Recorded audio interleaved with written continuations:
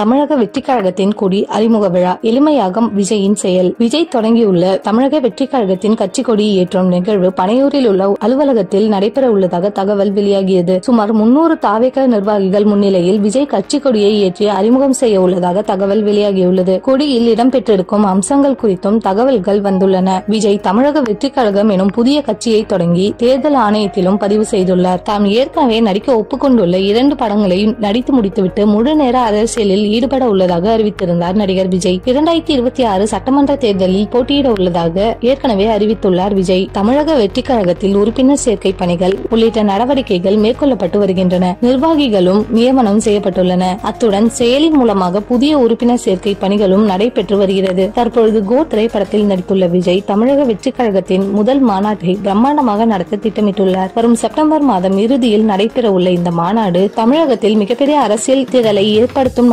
மாநாடாக அமையும் என எதிர்பார்க்கப்படுகிறது. விழுப்புரம் மாவட்டம் விக்கிரவாண்டியில் தமிழக வெற்றி கழகத்தின் முதல் மாநாட்டை நடத்துவது என முடிவு செய்யப்பட்டிருப்பதாக தகவல் வெளியாகியுள்ளது. தாவேகாவின் முதல் மாநாட்டை அடுத்த மாதம் இறுதியில் நடத்த ஏற்பாடுகளை செய்து வருவதாக தகவல் வெளியாகியுள்ளது. பனையூரில் உள்ள கட்சி அலுவலகத்தில் கட்சி கொடியேற்ற உள்ளதாக தெரிகிறது. மாதிரி கொடியேற்றும் ஒத்திகை நிகழ்ச்சி அண்மையில் பனையூரில் நடைபெற்றதாகவும் கூறப்படுகிறது. பனையூர் அருகே உள்ள ஆதித்யாராம் சிட்டியில் சுமார் 5000 பேர் வரை கலந்து கொள்ளும் கூட்டத்தில் நடிகர் விஜய் பேச உள்ளதாகவும் இந்த நிகழ்ச்சிக்கு அனுமதி கோரி காவல்துறையிடம் தாவேகா சார்பில் அனுமதி கடிதம் தரப்பட்டதாகவும் கூறப்பட்டது. ஆனால் நடிகர் விஜயின் பொதுக்கூட்டத்திற்கு காவல்துறை தரப்பில் இருந்து அனுமதி மறுத்துள்ளதாக தகவல் வெளியாகியுள்ளது. சென்னை பனையூரில் உள்ள தமிழக வெற்றி கழகத்தின் கட்சி அலுவலகத்தில் 300 பேர் வரை அமரக்கூடிய பகுதியாக உள்ளதால் அங்கேயே அனைத்து நிகழ்வுகளை நடத்தி கொள்ள காவல்துறை அனுமதி அளித்துள்ளதாக கூறப்படுகிறது.